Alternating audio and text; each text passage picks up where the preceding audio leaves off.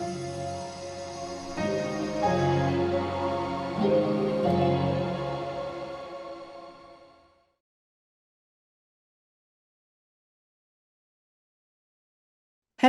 my name is Nadia Denton.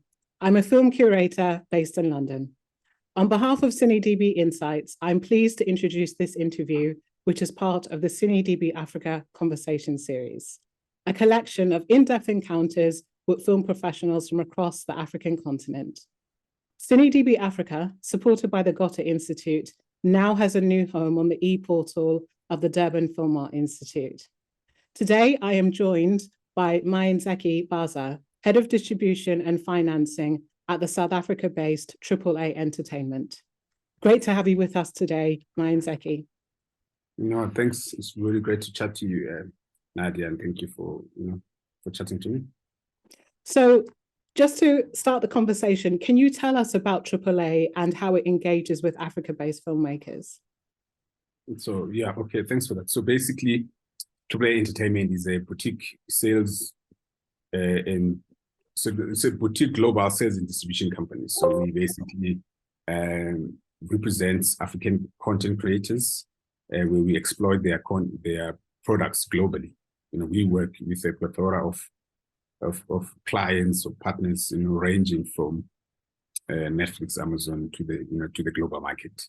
So our engagement, of course, with content creators is purely from exploiting what they create, but also enhancing what they create so that it speaks to the market. So normally when producers want to create something, they need to know that there's a market for it. Or if they're creating something that has no market, we can give them realistic numbers that either you're either going to make money or you're either going to find a market or not. So we engage from development, from let's say from an idea phase, but as well, we've become much more boutique. We have a already based clientele that we service. And so we hardly go and find new clients because we've just got a lot of work. So yeah, that's basically how we engage with producers. So just to clarify, when you say boutique, are you essentially saying quite specific and specialized? Yeah, so the reason for that, we specialize mostly in Black content, which, of course, in content that represents us, content that's about Black people. So that's my reference to boutique, and the value we bring into projects, because we're not just distribution. We can go from all the way from development to financing. So yeah, that's the reference to boutique. Okay, and then clients, you're talking basically about the distribution outfit. So whether it be the streamers or cinemas or TV channels, etc. Yeah, so my reference to clients is all the buyers, right? So our buyers, as you said, will be streamers. It could be other distributors in other territories. It could be linear, which is paid TV, or free to air, depending which territory we're working with. So those what I deem as clients.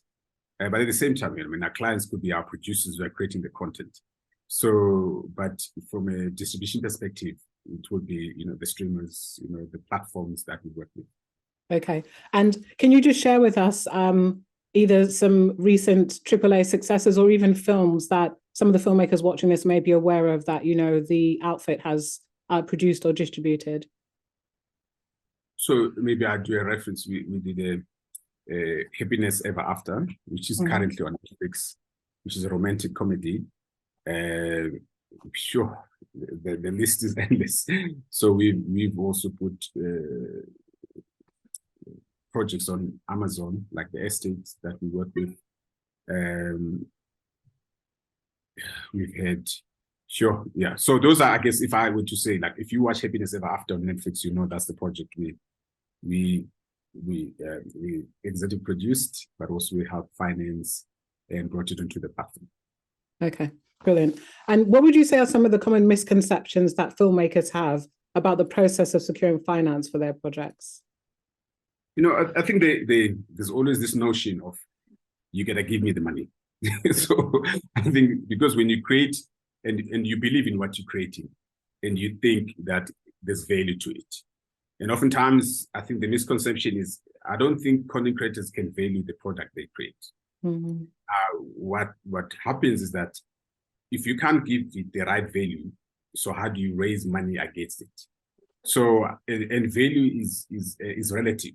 So what the market is not big enough to be specific in terms of if this type of title, this is the money you're going to get from the market. When you go in finance, you borrow against the perceived value. So oftentimes content creators think, no, if I'm creating this thing and this is my budget, I should be getting the money. Mm-hmm. That's number one. And number two is, there isn't free money out there. So when you borrow, you get a proof that you can pay the money back. And number two, that you have enough collateral, for people to be able to hold it, against what they're investing in you or what are they borrowing you. Because if you want 10 million rands, or let's say $1 million, you need to have enough assets to secure the $1 million. It's like finance 101. So I give you money. How do I secure my, the investment that I'm giving you? So I think oftentimes, and which is, I guess, things will change.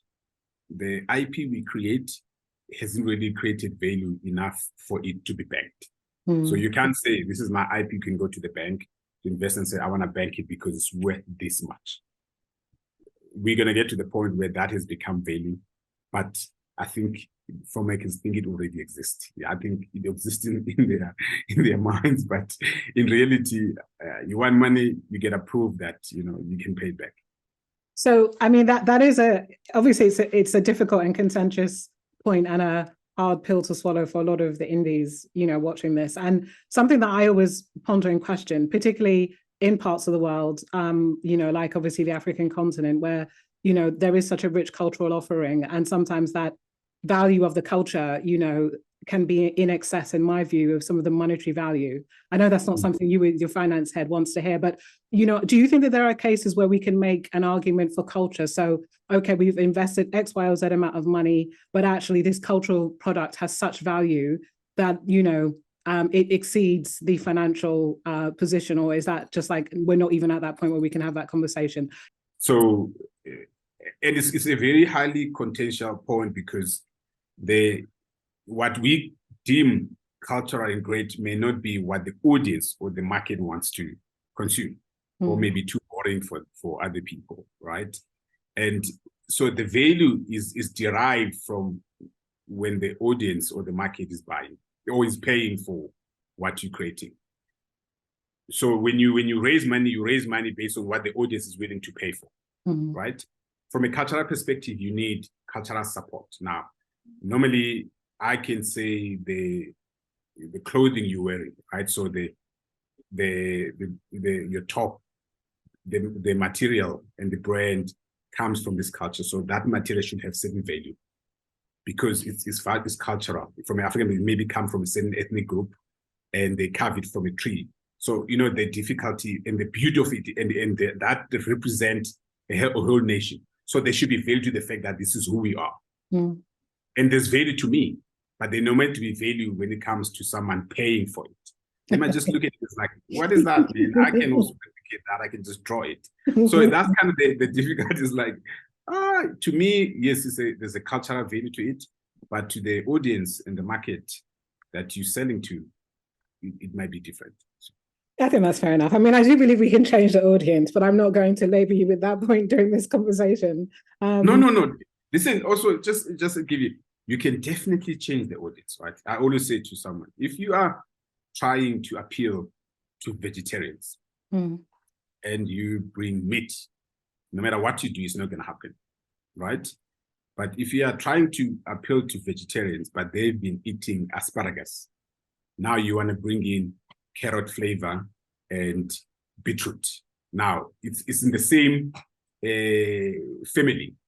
So it may not be the taste they understood, but now you can start to educate them how important it is to be able to branch into this. So that, for me, is the key. So going back to the work of AAA, are there any particular genres that you've find it easier to secure financing? Yeah. So again, of course, there's what global genres where that's been proven that the market loves. So the easy thing, romance, romantic comedy, action comedy, thrillers. So these genres work, right? Because they are fan-based. They're not difficult. So what it is, if you create action, doesn't really matter where you are in the world. A kick is a kick, right? And the punch is a punch. It's got no names, got no language, got no ethnic group. So, and that one seems it worked globally. So from our perspective, we try to start to stick to the genres that at least can earn a return for you as a content creator. So we say, if the market wants anything with weddings or romance, do that because that works. If they want action, do that because it works. If you want to create global content, stay away from genres that are difficult. So do the easy one. And you can always, of course, do no one can stop you from doing what you want to do or create for what you want to create. The difficulty is how are you going to finance, how are you going to make money from it? Because certain genres are just easy and palatable to the audience. And luckily, the streamers have proven just globally that you can create content anywhere in the world. If you're hitting the right genre, you have a massive appeal. I understand it, from a business perspective. I think at times I find it a bit disheartening from a creative perspective, because of course the question then is how do we allow new genres and cinematic forms to emerge? I mean, I think that aside from the hard conversations about money is very important in terms of how we're building film literacy, amongst African audiences, amongst African filmmakers. And I still do think, that different regions of Africa can produce their own distinct genres. And, instead of trying to mimic genres that probably have been established by the Western canon, I mean, I know there's arguments that Nollywood has done this to some extent, but I think that that's probably only the start. There's so much more space. So I don't know if you have any particular views of how, in the context of what you said about the fact that, we've got to look at what already works, allegedly, or where the money goes. How can we create space for new genres to emerge? Yeah, listen, great stories are great stories, regardless of the genre. Something hooks me, and I love it, and I can relate to it. We have to be realistic because money does not come from our own hands, right? It's dictated. So if we can create our own market, our own access to financing, it changes everything. So I think I am always open to exploring and actually creating what's unique. The difficulty has always been about who's willing to invest. So maybe we can find a way to lobby, African investors, people who are very much, understanding of who we are, where we come from, and they want to, to support, and they have an intent to, to promote our African culture, literature, or new genres that we want to create. Yeah, no, I agree. But just to probe you a bit on that point, I understand as a distributor, you're there to make money. Would you say in any respect you're there to make social change, or is it always more about the money? No, I don't think it's about money. I think either way, we have to work and live, and eat. So that's a priority, right? So we can't do social change if we don't eat. So, or drink water, whatever it is, we have to be able to sustain ourselves. So that's number one. And number two, there's the medium, right, that we use has a massive impact in many ways. So depending what we're creating, there is definitely an intent for social change, to be able to make people aware of the things that are happening socially. Personally, I used to direct documentaries. So I made some hardcore cultural documentaries. So I'm always a fan of social change, right? Because that's the reason I came into this industry. Of course, I had to create value for the property we create. Because the global market was never friendly to the people, or to put people that look like us on screen. Because I think there was a bigger propaganda that excellence and greatness had to come from a different color skin. So it took a transition. It took forcing, certain places to say, we also create good content. So we had to first, of course, try to replicate what the audience was already palatable to. But things are, as I said, things are changing, to be honest. I think people are starting to appreciate new voices, appreciate different different genres. But if you think about it, even the platforms we sell to, we don't own. So they're mostly Western. Yeah. So they have a Western agenda. Even the local ones, they have a Western agenda because they hold 90% of the cattle that are very Western. So it's not an easy one, but it's something we have to be intentionally doing. Yeah, I think that's fair enough. I mean, of course, at some point, I'd love to drag you back to those social change roots, but that's a matter for another day. So in conclusion, I just wondered if you could share either your reflections on, what is making Africa in its moment in terms of its creative and commercial selling point where film is concerned, or either any particular trends that you think are going to become more prominent from this year onwards. So, sure, it's a difficult one, to be honest, right? I think it's still early, so COVID has sort of affected us, right, in terms of progression. So, but also his challenges pushed us to think differently. Yeah, I think for me, and what COVID has done is push us to be able to sit in front of our small screens. So the streamers have taken over the game, if you know what I'm saying. So they've forced and they've become the dictators of how content is created. So it's a battle of the streamers currently. And initially we thought they were our saviors. This is good, what's happening. But we then realized that it's a repetition of what we've always been doing. Of course, all streamers are different. Some have got intention and well intent, but I think you can't not wonder, where they come from. They're always going to be pushing where they come from, So, so I think for me, what I see, there's a lot of uptake. There's a lot of demand for really great African stories because I think our culture, our authenticity, our vulnerability is gold, if you know what I'm saying. So I think that's what it is. We are vulnerable because of our culture. Then we can dig deeper, and great stories that have got depth, and characters that explored, right? Characters that that are very deep is what people are looking for. But also, I do believe, the rest of the world has been exploited. We have yet to exploit the culture of Africa. We have yet to understand the depth of our variety of colors. For me, I think as Africans, we need to start sort of really being in the forefront, take hold of what we have, believe in what we have. And now what's happening, I just came from the conference where I realized that there's more African investors now. Guys who've made money in tech now, they want to invest in the IP because they believe there's this, there's this Wakanda vibe. We are the defender of our continent. We must come together. We must tell the world who we are. So there's that vibe. So I think you're going to see lots of great stories coming up that are really about who we are, and this is what we want to tell the world. That's such a beautiful note to end on. Thank you so much for your time, Mayenzeke. Certainly very much looking forward to the kind of projects that AAA are going to be putting out in the coming months.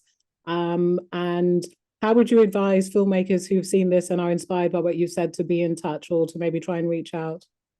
Yeah, so I think our website is alive. So basically, there's many information on our website where people can go and reach out. We've got a contact form with the people you can talk to if you want to get in touch with us. So we are always open to new talent, new voices, but great stories. Like I said, great stories are key, right? It doesn't really matter what but it must be really, really good story. Okay, that's wonderful. Thank you so much. No worries. Thanks, Nadia. I appreciate it. Thanks for taking the time to talk to me.